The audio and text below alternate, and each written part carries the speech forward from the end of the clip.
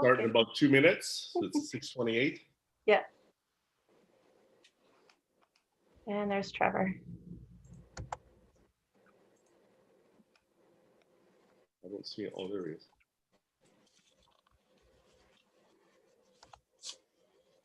All right, there we go.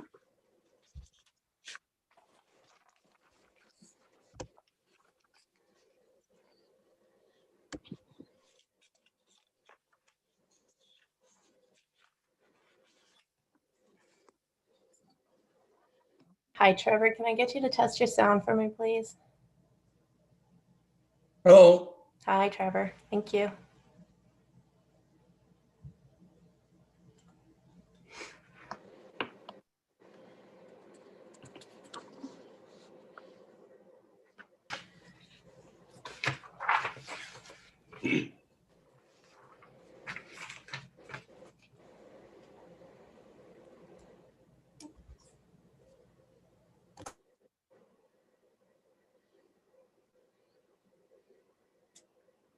I can see your phone, Marshall.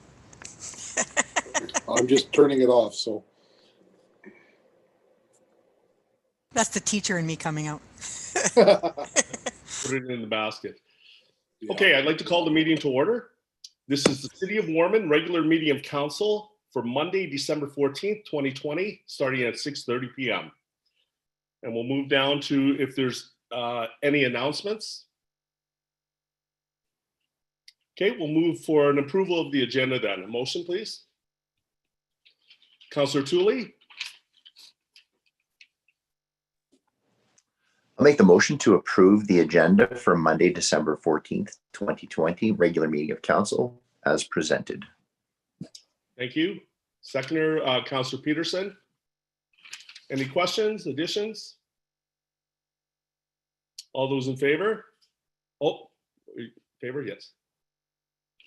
Okay, thank you. Opposed?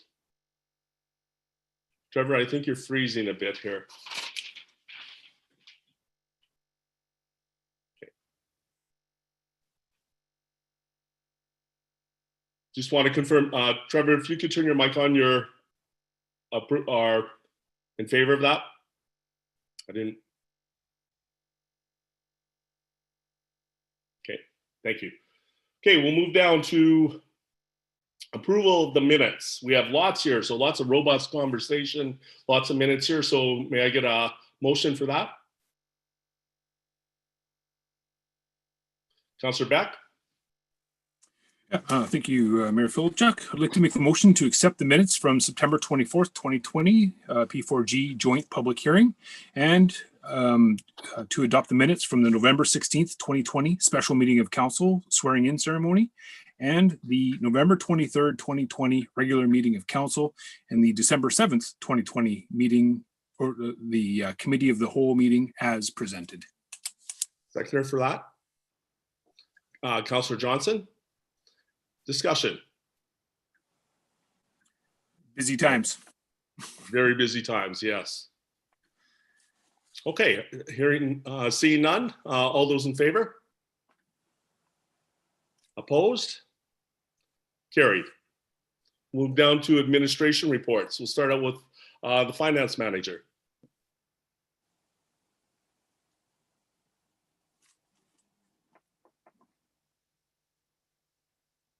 You're on mute. I can't hear you. Sorry. Good evening, Mayor and Council. The first item I have for your consideration tonight is the 2019 tax enforcement. Appendix A lists properties that have previously registered tax liens. A motion will be required to authorize the city treasurer to proceed to acquire title in accordance with the Tax Enforcement Act. This motion will authorize the city to serve a 6-month notice on the property, as well as move along properties that still have arrears 6 months after this Form C is deemed served to the Provincial Mediation Board. The recommendation I have for you is that City Council approve the city treasurer to proceed to acquire title on those properties listed in Appendix A in accordance with the Tax Enforcement Act at this regular meeting of council. Motion, please. Let me just go to this view. Councillor Seed.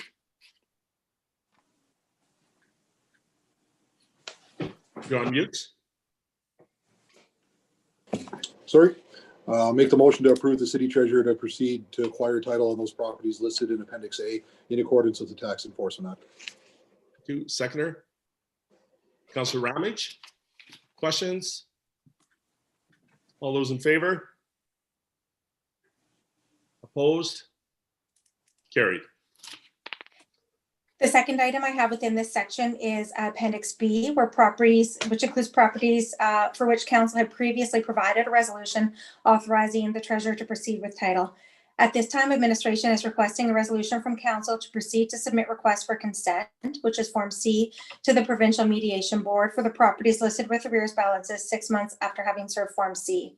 The recommendation I have for you is that City Council approve the city treasurer to proceed to acquire title on those properties listed in Appendix B at this regular meeting of council, including submitting requests for consent to the Provincial Mediation Board in accordance with the Tax Enforcement Act. A motion? Councillor Beck? Yeah, thank you. So I'd like to make the motion to approve the city treasurer to proceed to acquire title on those properties listed in Appendix B at this regular meeting of council, including submitting request for consent, Form 5, to the Provincial Mediation Board in accordance with the Tax Enforcement Act. Seconder for that? Councillor Peterson? Discussion? Councillor Beck? Yeah, this year I just want to, point out, certainly to, to our new councillors and, and whatnot, certainly with this year, this is the tax enforcement, say measures, to kind of go through, like all of the properties listed here certainly have been, contacted and, and whatnot. So, they are aware of the situation. This is, one of those things, with our positions, that we do have to, keep track of all of the finances out there. So while we do this regrettably, it is something here that we do have to do. So I guess I just wanted to make that comment that that this is some of our duties here. Thank you. Other comments or questions? Okay, call the question then. All those in favor? Opposed? Carried. Continue. And the next item I have is the quarterly financial update. Please find included in Appendix B the quarterly financial report for the period ending September 30th, 2020. Additionally, please find attached in Appendix E the supplemental schedules for the same period with the addition of the columns year-end projection and projection over or under budget. Please note the department managers went through their budgets line by line, providing a projection of where they expected to be at the year end. Most differences from original budget are a result of COVID-19. However, there are some noted changes due to other circumstances. Please also find Appendix E2, Council Indemnity and Expense Breakdown, which provides additional supplemental information within the General Government section. Financial notes to the quarterly report are included within Appendix D. Highlights to the financial results include revenues recognized to date at 99% of budget. This is due to general government being recognized at 102% as the tax levy was levied in June, and grant revenue at 137%. The city also received $1.5 million in MEAT funding in August, which will go towards the Lagoon Capital Project. It was also announced that the city of Warman can expect to receive just over $660,000 in federal restart money. In Appendix F, please find a document entitled Projected Year-End Discrepancies from Budget. This document summarizes organizationally departmental year-end expectations in comparison to the approved budget in December of 2019. Most of the differences are related to COVID-19. Within the revenue section, you will see we are expecting revenue to come in under budget by around $320,000. As you can see, Recreation and Culture is expected to see a discrepancy from budget of just over $400,000.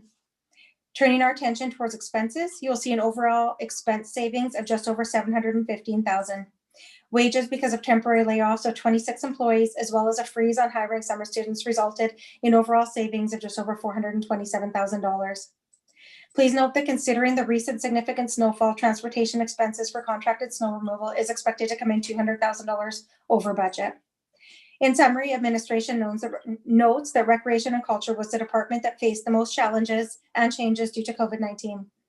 Early in the pandemic, administration was able to take a fairly accurate estimate of what the lost revenue because of the shutdown of facilities would amount to within the Recreation and Culture department. At that time, the estimate came in at about $343,000 and now is closer to $400,000. Overall, after accounting for lost revenue and considering savings to expenses, administration is expecting to see an overall surplus of almost $390,000 higher than originally budgeted for. It is important to remember that these numbers do reflect a best guess at year-end actuals, and that at this point, this is a projection and not a realized surplus.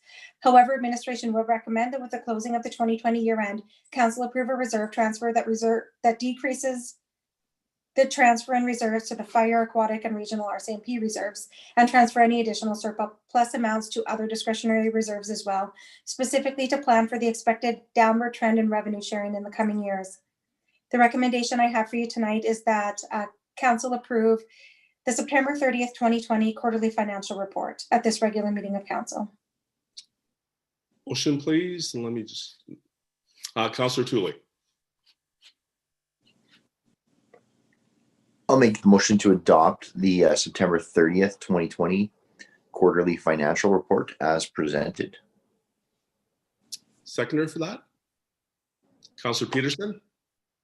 Questions? Comments? Okay, hearing none. All those in favor? Opposed? Carried. The next item I have is the quarterly capital project update. Included in appendices G through L is a capital project update.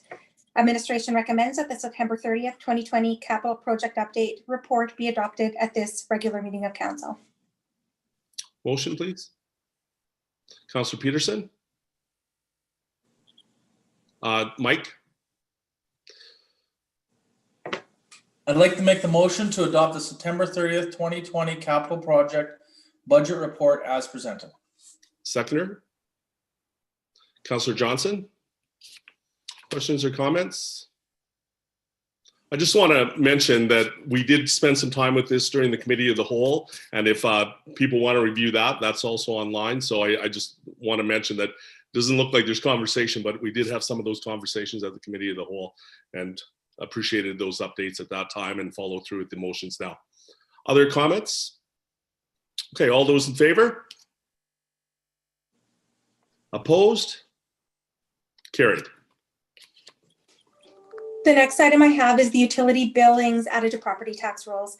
Please find it attached in appendices M and N past due utility bills.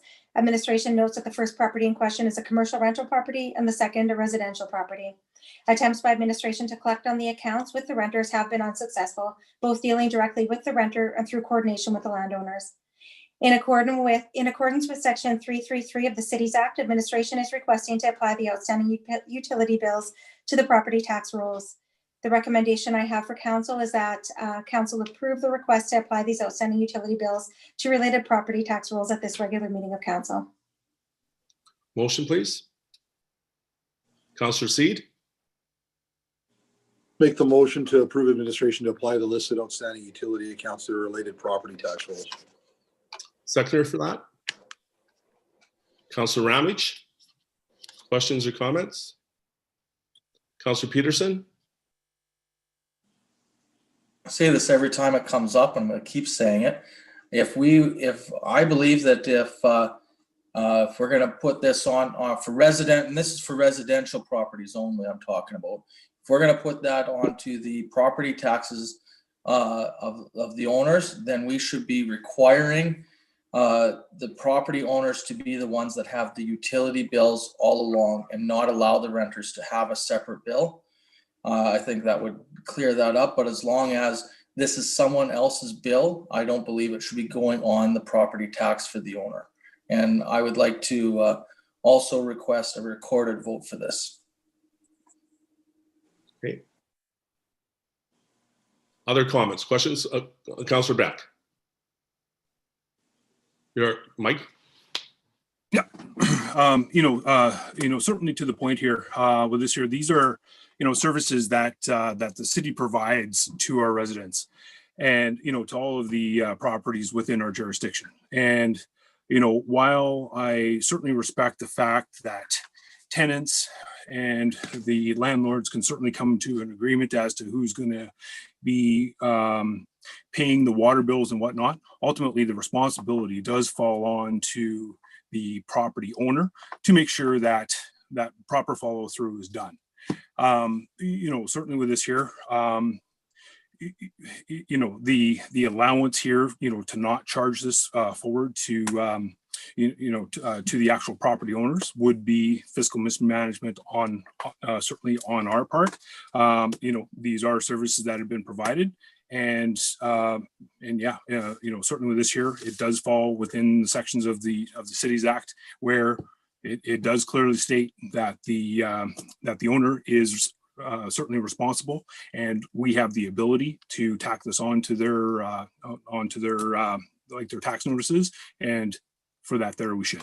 So I certainly second the fact that that this should be a recorded vote. Other questions or comments? Okay, if I could get you to hold up your hand either way. So all those in favor?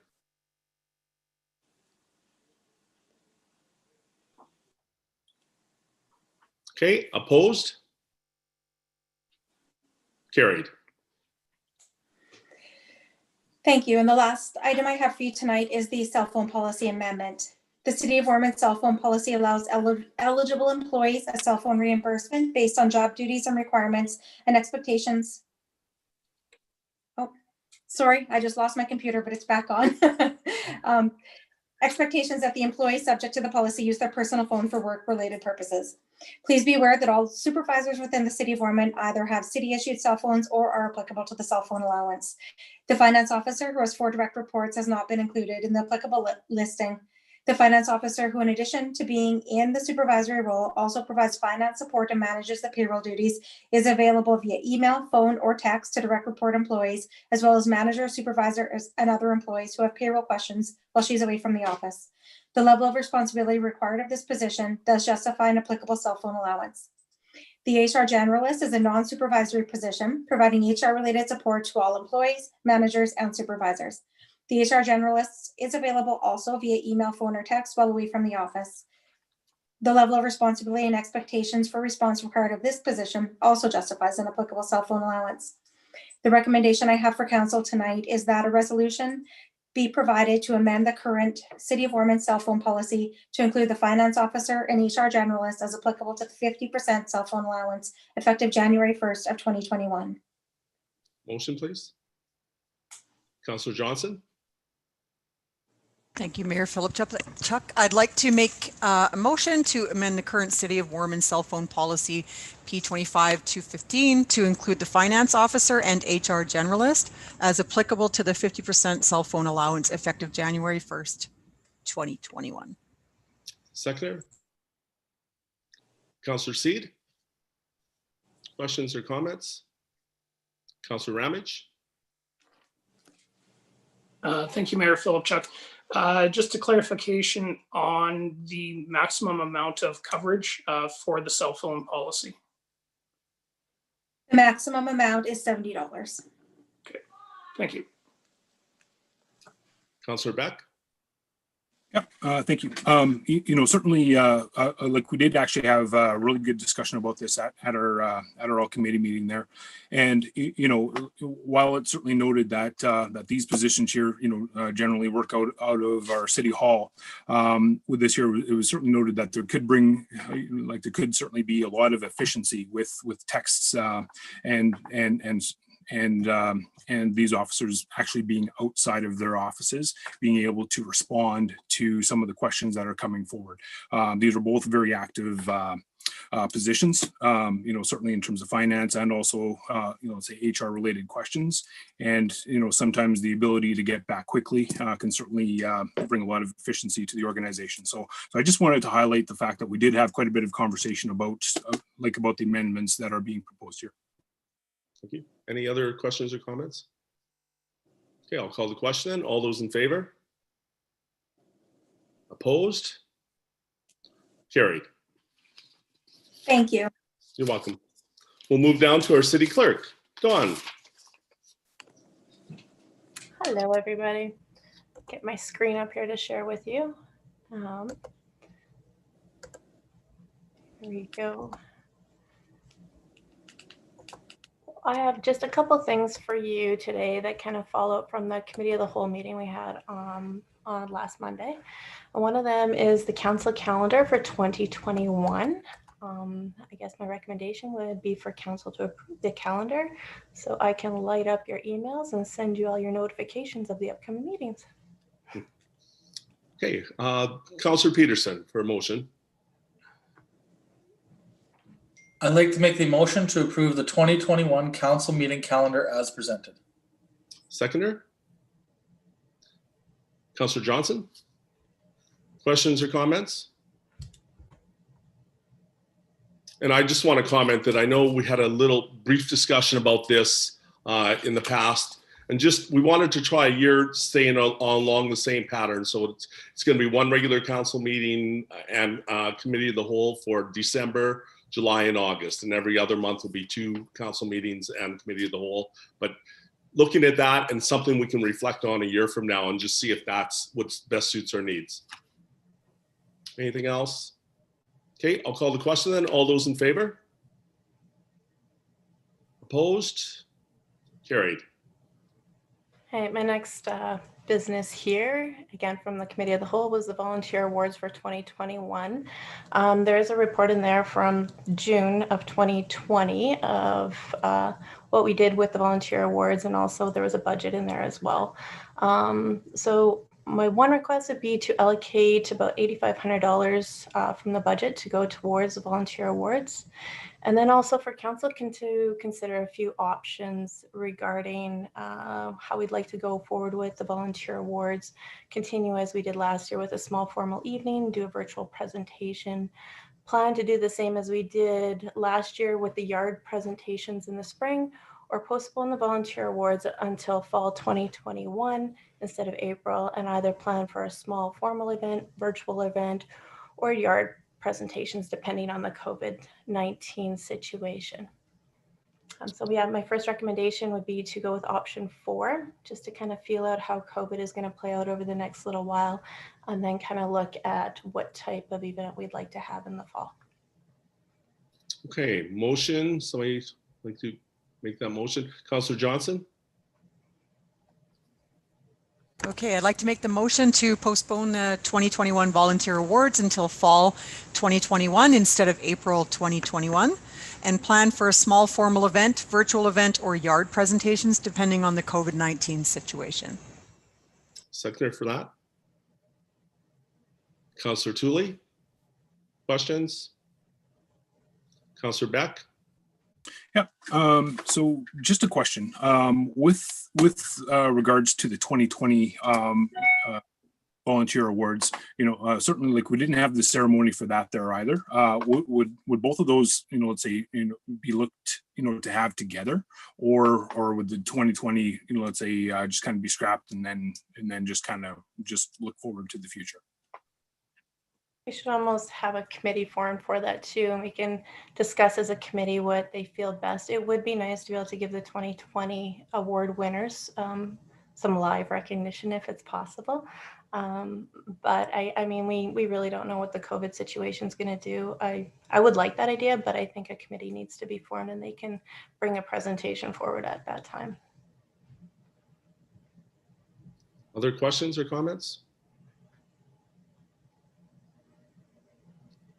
Okay, I'll call the question. All those in favor? Opposed? Carried.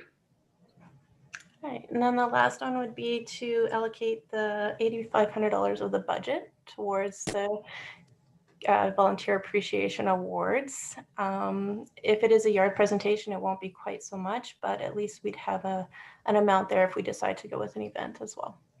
Okay, motion. Councillor Beck. Yes. I would like to make the motion to allocate $8,500 of the budget for the volunteer awards. Seconder. Councillor Tooley. Questions or comments? Councillor Seed. Just a quick question, Dawn, does the $8,500 being allocated for these awards fall in line with what they were previously for live events as well? Last year we were kind of changing it up a little bit. We were making it a bit more of a formal evening. So we had a fairly low budget last year, but I did have a lot of sponsorship, which kind of helped cover the shortfall we would have had.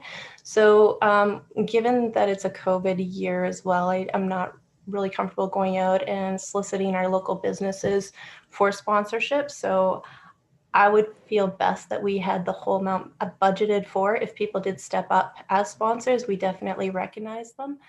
But I just feel it'd be best this year not to be going out soliciting for sponsorship. I agree. Thank you. Councillor Tooley? Actually, City Clerk Johnson actually answered the question I was going to have during her response just now. So thank you for that. Just because I know we did talk about it at the committee of the whole, that the ask in the budget of 8,500 was going to be a little bigger than it had been previously, and partially due to the sponsorship component. So yeah, that was going to be the question I had, or just the comment I had about it. So thank you. Okay. Any other questions or comments? Okay, I'll call the question then. All those in favor? Opposed? Carried. Thank you very much. Thank you, Dawn. We'll move down to Planning and Development Manager. Brad. Thank you, Mayor Philipchuk, members of council. 2 items for discussion tonight. The first is related to a discretionary use for a metal lubrication and fabrication. An application has been received for metal lubrication and fabrication. This would be considered a manufacturing, processing, and packing plant under the City of Warman zoning bylaw, and is considered a discretionary use in the M1 light industrial area. Notice was sent in the form of an ad in the local paper for 1 week, as well as written notice sent to property owners living within 100 meters. No comments or questions were received through the public engagement aspect of this application. Some questions did come up at committee of the whole. Specifically, what level of noise does the machine create? We have confirmed with the applicant that it's less than 80 decibels when 5 meters away or greater. As mentioned, this will be located within an insulated building as well, so there's not a lot of concern related to the noise. The method of storage of chemicals, on site they'll maintain small scale operations, 2 to 10 liter containers, similar to an oil change place, but with less material, will be stored in secure containers on shelving, meeting all regulations. And as part of the operation, are there any other permits needed from higher levels of government? No. And the final question that came up at committee of the whole was, is there any auxiliary businesses or other types of industries which will complement the work you do or have synergy by being located close by? And their response was any related company that works with metal, i.e. metalworking, bolt, or nut manufacturer. So the recommendation tonight is that we do approve a discretionary use at Unit 5-1210 Industrial Avenue. I would just make one small change to the motion in terms of referencing the use rather than the actual name of the use of the I guess company. So my change to the motion would be that council approve a manufacturing, processing, and packing plant operation at Unit 5-1210 Industrial Drive. Okay, would somebody like to make that motion?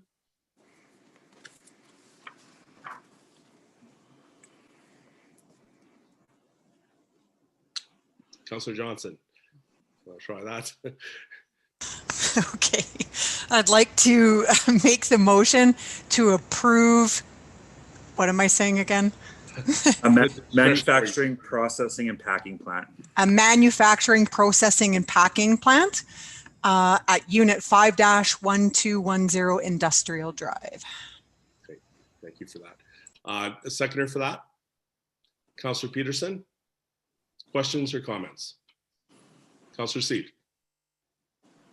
Just looking for a little bit of clarification, because both at the committee of the whole and in conversation since, my understanding is that we were approving a discretionary use application specifically for this unit, and I'm just questioning as to why it's been changed now from metal lubrication and fabrication to a packing plant as well. I don't know what a packing plant entails.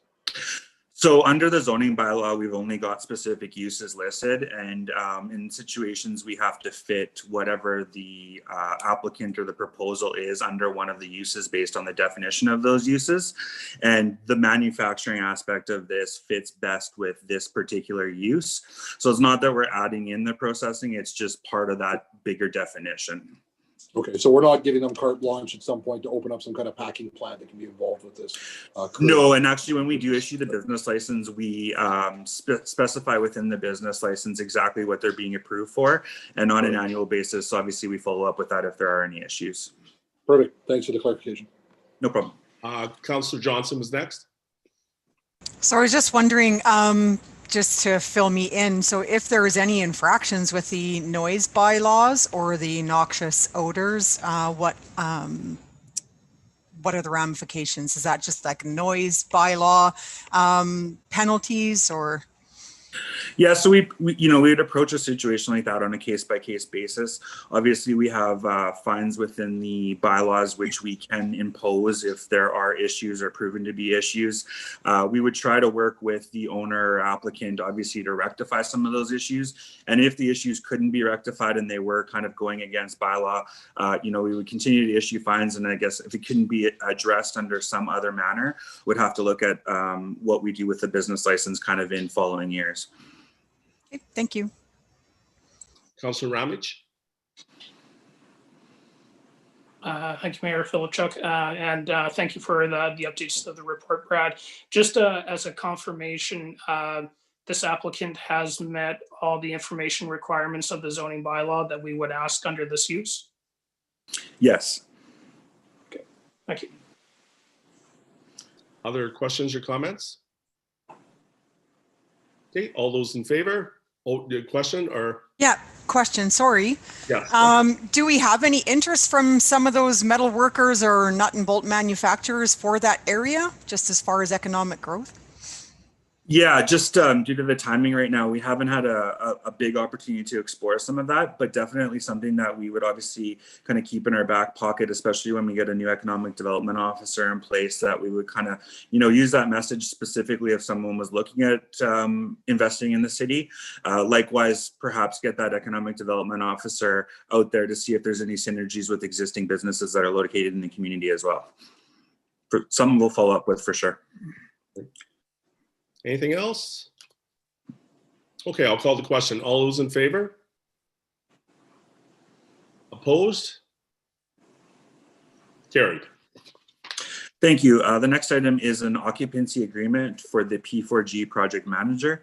The Partnership for Growth project manager is being housed at the arm of Corman Park. This is being done for a few reasons. Recent expansion and renovation means they have ample space to house the position.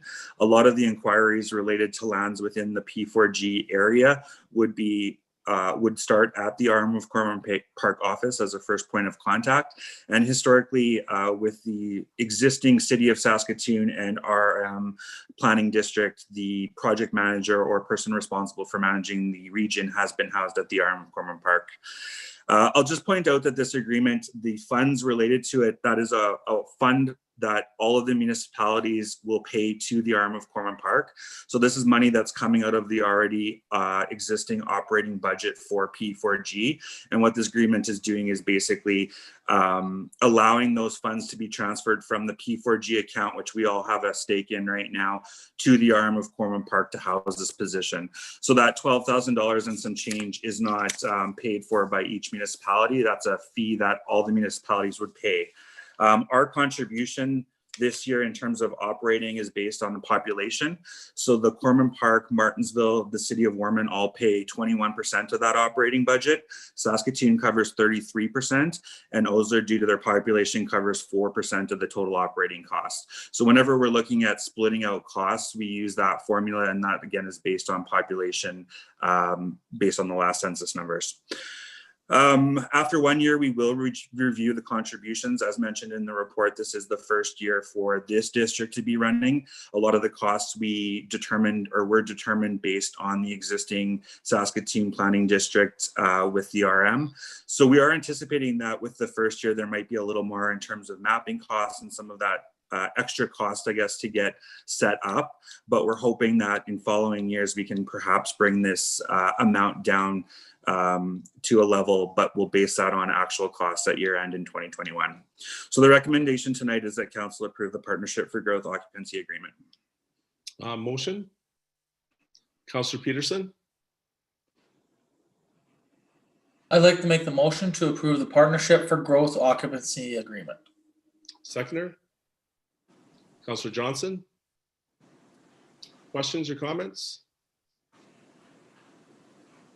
Okay, I'll call the question then. All those in favor? Opposed? Carried. Thank you. And we will move down to recreation and community services. Corley. Good evening, Mayor and Council. I have 2 items for you tonight. The first is KB Sports lease reduction request. KB Sports has requested a reduction in their rent to $160 per month until September 2021. Their current lease rate is $400 plus GST from October to March and $200 plus GST from April to September. In order to align with the other lease reductions, administration is recommending that council approve the decrease to only January 2021. At that time, it can be reviewed along with the other lease reductions. Administration is requesting that City Council authorize administration to adjust the leases of KB Sports to reflect a decrease in the amount of 50% of the current rate of lease as per their agreements for the months of December of 2020 and January 2021, where at such time the lease agreements will be reviewed. Motion. Councillor Johnson. Okay, I'd like to make the motion to authorize administration to adjust the leases of KB Sports to reflect a decrease in the amount of 50% of the current rate of lease as per their agreements for the months of December of 2020 and January 2021, where at such time the lease agreements will be reviewed. Seconder. Councillor Seed. Questions or comments? Councillor Johnson. So I just want to make sure we did talk about this in a lot of detail, but do you know offhand what the companies are doing to kind of adjust to the pandemic and to the clientele's needs, where it be like online distribution or curbside delivery? Like, are they adapting to the pandemic situation to ensure that funds are coming in and that they're able to sell product? Yes, so I know Subway has actually installed a sign in the parking lot to accommodate curbside pickup. The lessees have adjusted their hours so that they can remain open during the busiest times. KB Sports did indicate that most times they're open Monday to Friday, or most years they are open Monday to Friday, 4 to 8 p.m. and Saturday, 10 a.m. to 4 p.m., but has been steadily decreasing their hours just due to the reduction in traffic flow.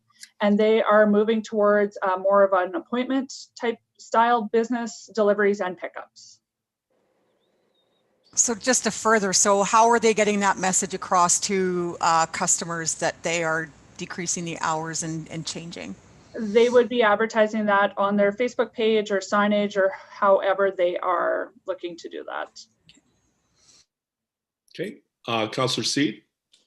Yeah, one of the things that I would like to see is perhaps just to work with them a little bit to make sure that that message is being clearly shared, whether that be just on our own Facebook pages or sharing with Warman minor hockey as well. As there's a whole bunch of emails that are going out as a parent that has kids in hockey. People are paying attention to them very closely right now, mostly because of COVID updates and such. But I think that it would be extremely beneficial, not only for the community, but also for the ownership of KB Sports, just to make sure that people are understanding that information, because I think it can provide a lot of clarity and end a lot of speculation with regards to their business.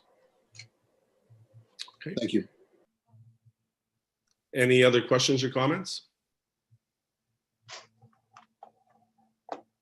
So I think that can probably be a reach out to all our businesses. If any of them want to use some of our advertising, that can be another way of doing it through our Facebook or Instagram. Okay, I'll call the question then. All those in favor? Opposed? Carried. Thank you. The second request I have tonight is for Top Shelf to delay their opening request from 1 month from January 1st, 2021 to be moved to February 1st, 2021. I will note that this is a brand new business that is coming into our facility, and they are working to get their facility open. But just due to the reduction in ice time and usage in recreation facilities, and that was the announcement, not looking like anything will be opening up anymore prior to January 15th. They have requested to adjust the opening lease date. So administration is recommending that City Council authorize Top Shelf Sports to adjust, or administration for Top Shelf Sports to adjust the opening lease date to February 1st, 2021. And motion, Councillor Beck. Yes, I'd like to make the motion to authorize administration to adjust the opening lease date for Top Shelf Sports to February 1st, 2021. Seconder, Councillor Peterson. Questions or comments? Councillor C. Just a quick question, Corley. So just to be clear, they will not be opening before February 1st. If they decide to for any reason, then we could look at doing something perhaps like prorated or something if the 15th comes to be. And alternatively, just as a note, barring even the COVID restrictions not being reduced, I would be hesitant to see going forward that we continue to off-put their lease or startup, because I'm sure that there's other businesses that would be happy to have that space. Yes, and their letter that I had submitted for Committee of the Whole had indicated that should they be ready to go earlier, that they would be happy to start earlier. We would adjust the lease rate at that time. Absolutely. Thank you. Councillor Johnson? Or same No, thing? I'm okay. I'm okay. Yep. Okay. Any other questions or comments? Okay, all those in favor? Opposed? Carried. Thank you. Okay, we'll move down to council and committee reports. And we'll start with mine. Mayor's report. There's a bit of information in there and just a couple additions to it along the way here. Just met with a phone call with Premier Mode this morning, and that was at 11 a.m. with all the city mayors. It gave us a chance to talk about some of the new changes coming in, and just that emphasis that as community leaders, we really need to be emphasizing that idea of families following the health guidelines, and this is going to be a different Christmas for many families. And one thing we've mentioned, we're starting to talk about mental health, and the conversation will come out tomorrow with the Minister of Municipal Affairs about some of the mental health strategies. And I know we've across the board dealing with COVID, so we are going to get some of those insights tomorrow that hopefully if we have information to share with the community, we'll get that out through our Facebook and Instagram along the way. I think that was it. There's a couple motions there, and then also about the newsletter. I just want to mention that that's your learnings and your growth in your areas of response and that responsibility. So that can be any of the areas that are underneath your name that you have maybe feedback, and some of it at the beginning might just be your learnings along the way, and then that should hopefully progress along the 2 years. And every quarter you'll have a chance to have a place in the Gazette to be able to share that information. So the dates are there, and between you and working with any of the managers you need, or Aaron, hopefully we'll get those done and in on time. Okay, and a couple motions then are actually, I only have the one motion here. So, and that's, if I could call for that motion, please. And that's for the Municipalities of Saskatchewan virtual conference. Councillor Beck. Yes, I'd like to make the motion to register members of council for the upcoming Municipalities of Saskatchewan 2021 virtual conference to take place on February 7th to February 10th at a cost of $185 per person. Seconder? Councillor Seed? Questions or comments? And again, that's if you want to go, let Aaron know, and the timeline was there just that we get the discount along the way here. So look at your calendars. Is that something that works? Those will be full days. So expect to be putting in the time there if you can, or some of them might be part days, but there should be some good keynote speakers there along the way. Other comments? Okay, I'll call the question then. I'm just missing there. I've got them back. All those in favor? Okay, opposed? Carried. And just a motion to file my report. Councillor Peterson. I'd like to make the motion to file the mayor's report for Monday, December 14th, 2020 as presented. Seconder. Councillor Johnson. And any questions? Okay, all those in favor? Opposed? Carried. Okay, we'll do roundtable then. And there's a couple motions coming from the roundtable here that I'll let that happen as we go here. So we'll start with Councillor Beck.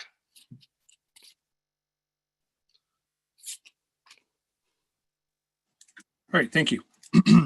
Yeah, so I do have some updates from the last council meeting.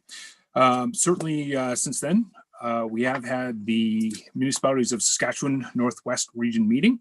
This year I have retained the position of Northwest Region Director. And I would also like to congratulate Jamie Martins of Martinsville. She is the VP,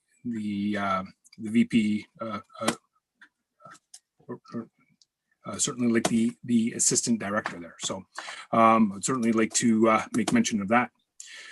We did have a Municipalities of Saskatchewan board meeting, and through that, there are a few announcements to be made to our members. The website redesign will be launched by the end of December. So that's supposed to house some new resources and a revised format. So certainly looking for some changes there. I think you're going to definitely see the logo, certainly used a little bit more often. And that kind of. Regarding the AGM or the like the February meeting there, we do have 4 resolutions that will be presented at the Municipalities of Saskatchewan AGM and Convention. And for the first time ever, we are going to have electronic voting. So this is going to be one of the challenges here, certainly behind the scenes to make sure that there actually goes off right.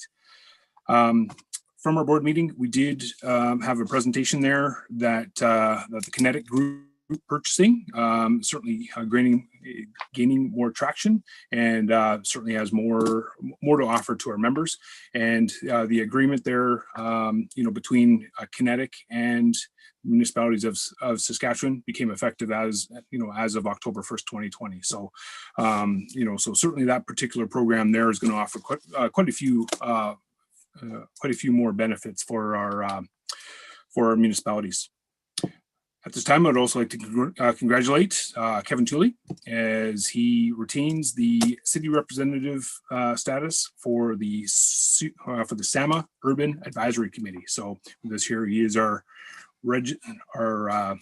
resident SAMA guru. So thank you very much, Kevin, for keeping your name going forward on that. So.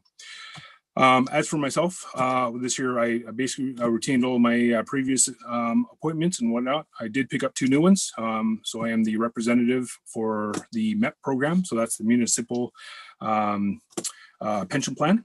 So I am Municipalities of Saskatchewan's representative to that. So I'm definitely looking forward to that. And I'm also the on the Intergovernmental Affairs Committee. So definitely looking forward to that appointment there also. A few announcements coming forward is the rink affordability grant. This year it has been reinstituted, and with this year the registration actually opened up earlier today.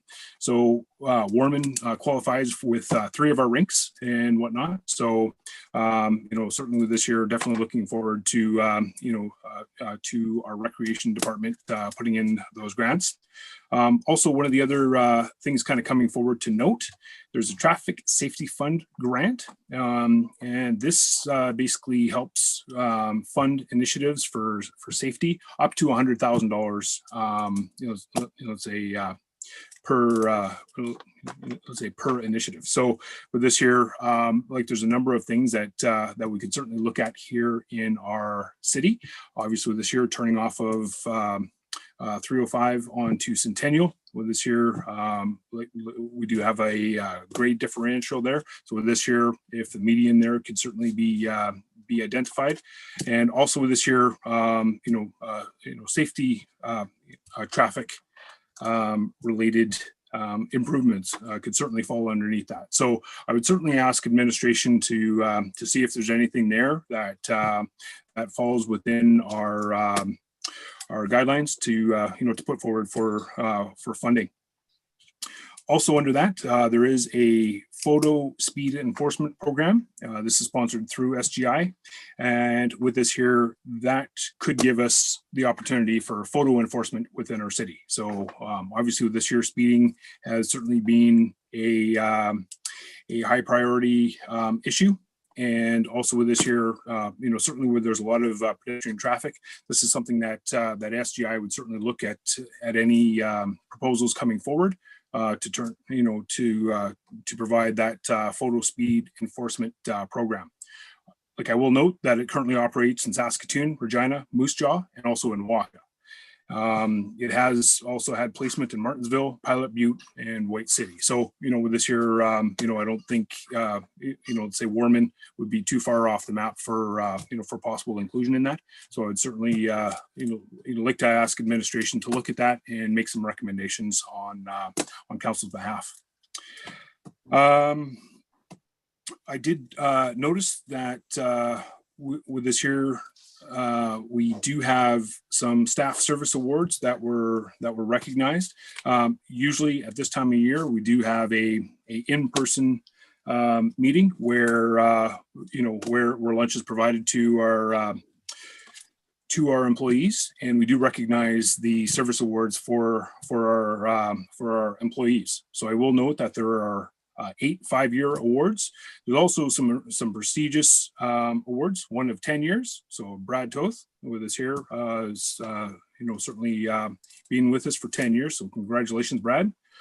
We also have 2 at 15 years, being Lloyd Unruh and Rochelle Irvine. We have a 20-year award for Amos Wheeler and a 30-year award for Sharon Dole.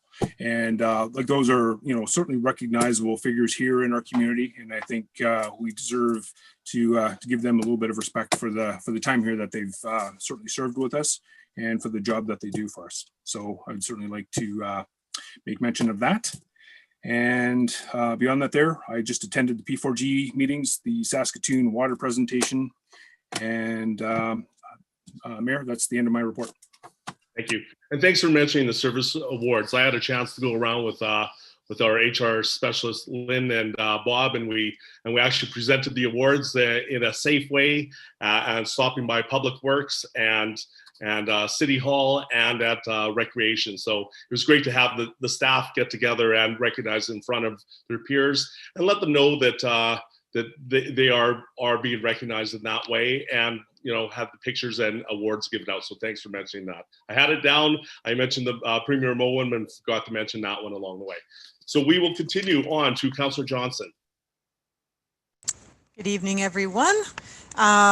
Congratulations to all the service award winners. And I just want to say a big thank you for all you do behind the scenes.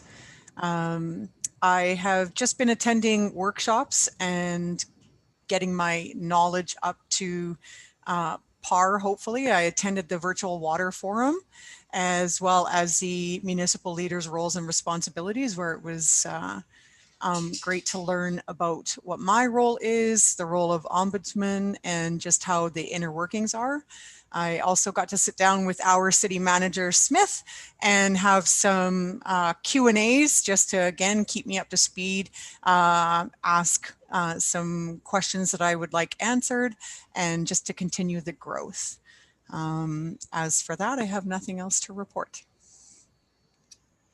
Thank you, Councillor Johnson. I know you're heading to the reconciliation meeting tomorrow, which will be another one on your portfolio. So we'll continue moving on to Councillor Seed.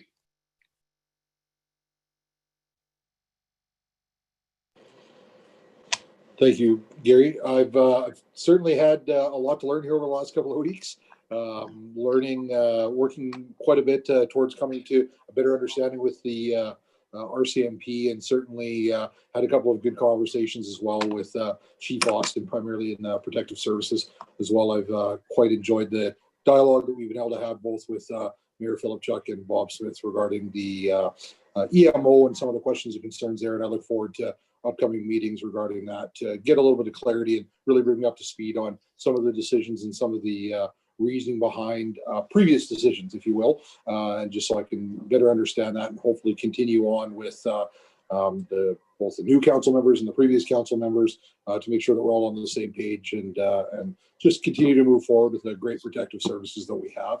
I was also able to attend a Legends Golf Course director meeting. Quite refreshing to see how well that group is put together.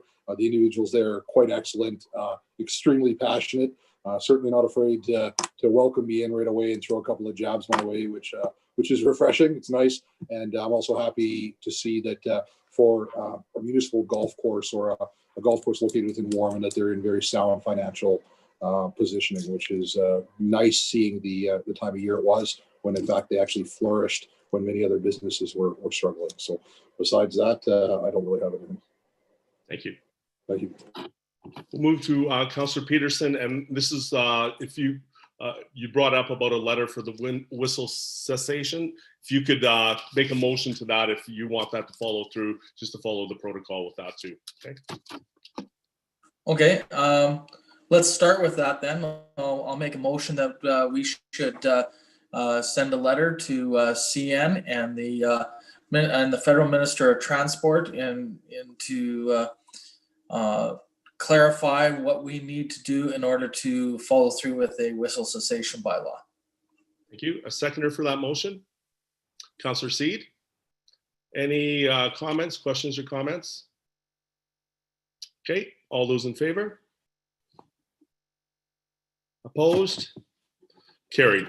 And that's one that has already been drafted, but we needed to have it officially come through this meeting. Councillor Peterson, continue. Okay. I attended a couple meetings with the economic as an economic development portfolio with the Chamber of Commerce and the COVID task force, and there's been a lot of good discussion as noted in City Manager Smith's Friday file that's been going on. So look forward to those meetings every Wednesday. I also have noticed, and this one is for our planning manager, Brad Toth.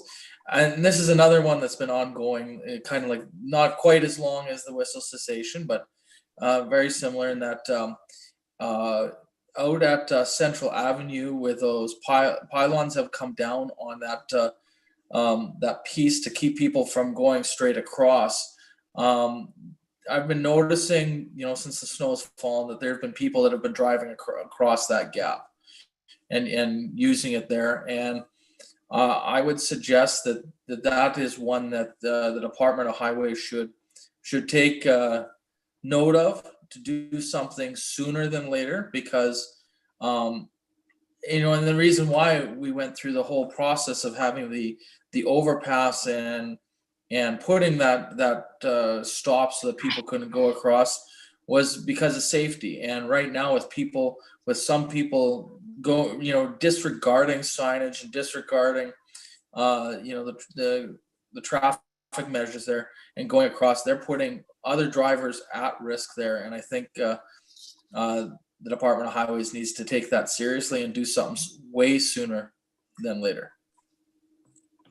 Okay, I'm sure we'll pass that on to Brad, and usually he's in contact with highways in those areas just to let them know that something's happening, continue to happen, and something probably we need to let our RCMP know about too, as those are fairly hefty tickets along the way and fairly obvious ones when they do it. Brad, anything you want to say, Brad? Or No, we did contact Ministry of Highways middle of summer, and because of the construction that took place with the repaving, they held off, and then I think it got too late in the season. But I will contact their maintenance department first thing tomorrow and let them know. okay, thank you. Anything else, sir, Councilor Peterson?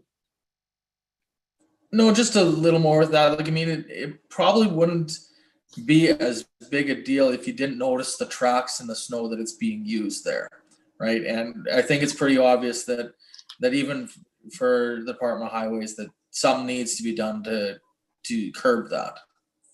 Thank you. Okay, point taken. We'll move on to Councilor Ramage.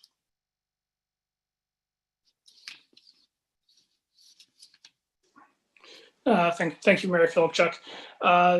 As part of my report, I'd like to put forward a motion regarding the Augusta Boulevard extension. And just a little bit of background of how I've come to this point. It started during the campaign, and over the last couple of years, even with Warman Neighborhood Watch, there was a lot of congestion concerns and safety concerns at Clubhouse and Traditions, which, just as a side note, Councillor Beck brought up the Traffic Safety Fund grant. I'd also like that intersection of Clubhouse and Traditions looked at in terms of what might fall under that grant. Getting back to the Augusta Boulevard extension and how we get there. Can we maybe start with a motion with that, and then we can do this as part of discussion? Certainly. Thank you. Thank you, Mayor Philipchuk. Then what I'd like to do is make the motion that administration report back on the required process to construct the Augusta Boulevard extension and financial scenarios, including the use of reserve funds for the January 11th Committee of the Whole meeting and future budget deliberations. Okay, a seconder for that? Councillor Seed? Okay, I'll give you the floor again, Councillor Ramage. Thank you. It's an important part of learning the proper process. Okay, appreciate it. So going back there, administration would have circulated the reports that were provided in August regarding the congestion issues at Clubhouse and Traditions, and certainly respect the decision of the council at the time, and for the most part agree with the direction that was taken. But when I started looking at the issue a little bit more, I think that there's a different challenge that we're facing, which is where the motion comes from. We have significant occupancy or number of people at Tradition School and Holy Trinity. We have ongoing residential development, and it seems that the direction of development is currently going eastward from Traditions over to Centennial. With this in mind, I think it's really important that there's a second access that's provided to the Traditions neighborhood, which can be for emergency response, including ambulance, or simply if you needed to enter or leave the area. Right now, anything north of Stettler would make that really challenging. So I think rather than a congestion issue, that's not what this motion deals with at all. This motion deals with more of what could be looked at as a safety issue and an access issue for an area that's being developed. And I'm not sure that the timing of development in terms of the road might fit what the city's needs are. So the purpose of the motion is to get more information in order to understand what that process looks like and what the financial implications are so that we can make a decision later. The motion is not intended to, at this time, to construct that road. It's to get the information required to make the decision about constructing the road. Thank you. Questions or comments? Other comments? Okay, and so this will be information coming forward for all of us then to be able to help us make a decision. Okay, I'll call the question. Okay, Councillor Tooley. Yeah, I'm not necessarily going to throw a lot at this point. I think when we have this come to the committee of the whole, I think it's good information to gather, but I do have some pretty serious concerns about going this direction, just in regards to the fact that the property actually that we're talking about isn't actually City of Warman property right now. It's actually in the hands of a developer, and so I just very much tread with caution about where we go, as I do see it as being not necessarily our sandbox to play in.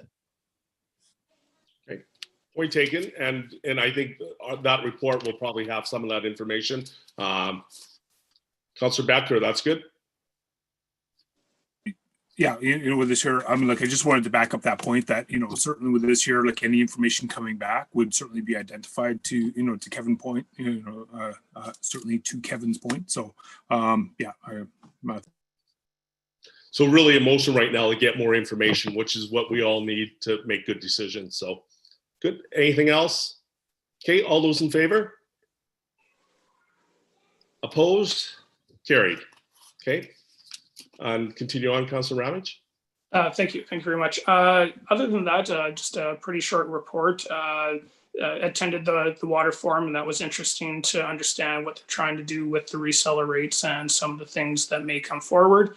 And had a meeting with Neil Sarnecki, the P4G director. That was good to have the conversation with him and kind of get further up to speed on the ongoings of that committee work. With that, that would conclude my report. Thank you. Okay, we'll move to Councillor Tooley. Thank you, Your Worship.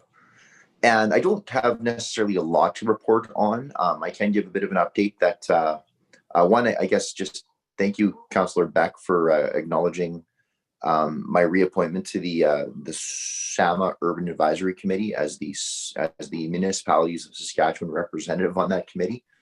That's always a mouthful. I actually did have a meeting on November 24th of the Urban and Rural Advisory Committee, where we just got some updates from SAMA. And just for reference purposes for folks that are maybe new around the table, the year 2021 is a revaluation year across the province. And so that's a fairly significant milestone that happens every 4 years when it comes to the assessments and the property valuation side of things. So really, SAMA has been quite busy the last several months preparing the new assessments for 2021. And we're going to be seeing a lot of that, the fruit of that labor coming out fairly soon when they release new valuations that they're going to be using for 2021 to 2023, 22, 23, and 24 is going to be the period that's going to cover.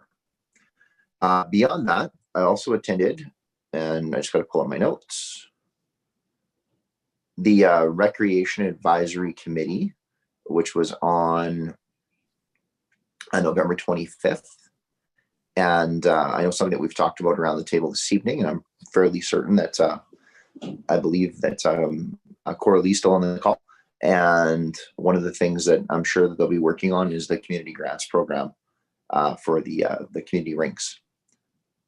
And beyond that, we don't really have a whole lot to talk about other than just a little disappointed this year that a couple of things that we sort of has gotten to be tradition over the last few years we're not going to be doing.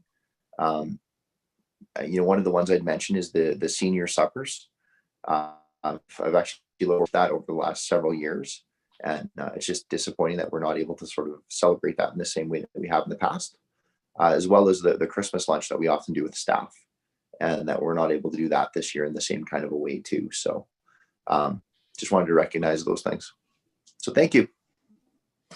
Thanks for recognizing those, and it's something I mentioned in my report, and something definitely going to miss, because when we walk into the senior supper, they'd greet you with your first name all the time, and so welcoming and wanting to chat with us as we came and joined them for supper. So something that we'll get back to in the future, of course. And it was also interesting to see Coralie, whenever Grant was mentioned, she'd pop up, her screen would light up. So I think she's on the grants, which is great. and something we like seeing that way. Okay, we'll move into correspondence then. So move down to correspondence. We need a motion for the first one here for the FCM to discuss it. Councillor Peterson. I'd like to make the motion to renew the City of Warman's membership with Federation of Canadian Municipalities, FCM, for the 2021-2022 year at a cost of $2,827.80. Seconder. Councillor Johnson. Questions or comments? Okay, hearing none. All those in favor? Opposed? Carried. And a motion, or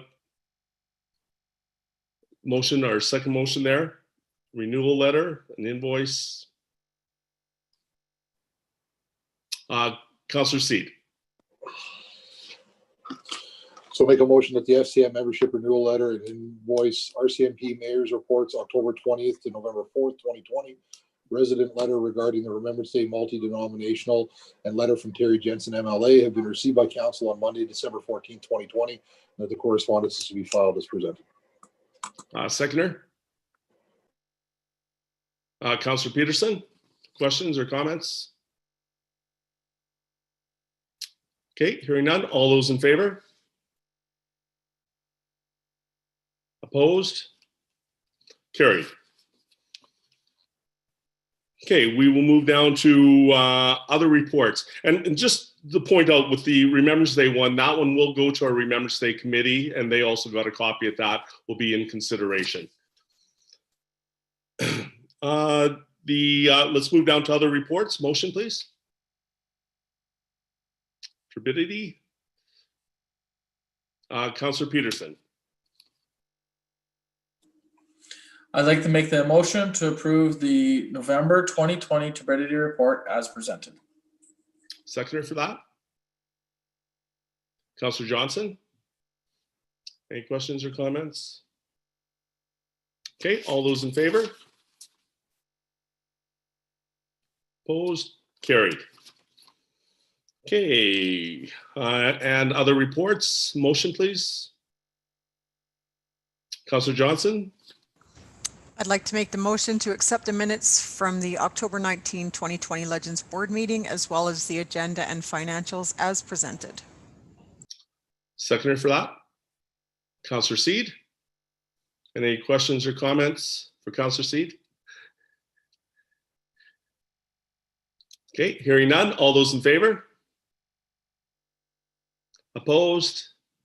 Carried. Move down to accounts. Motion, please. Councillor Tooley. I'll make the motion to approve the city accounts as presented by checks numbered 24,127 to 24,392 for the total amount of $1,675,866.44, and the payroll vouchers numbered 11,481 to 11,585 in the amount of $149,895.48 for December 14th, 2020. Thank you. Seconder for that. Councillor Beck.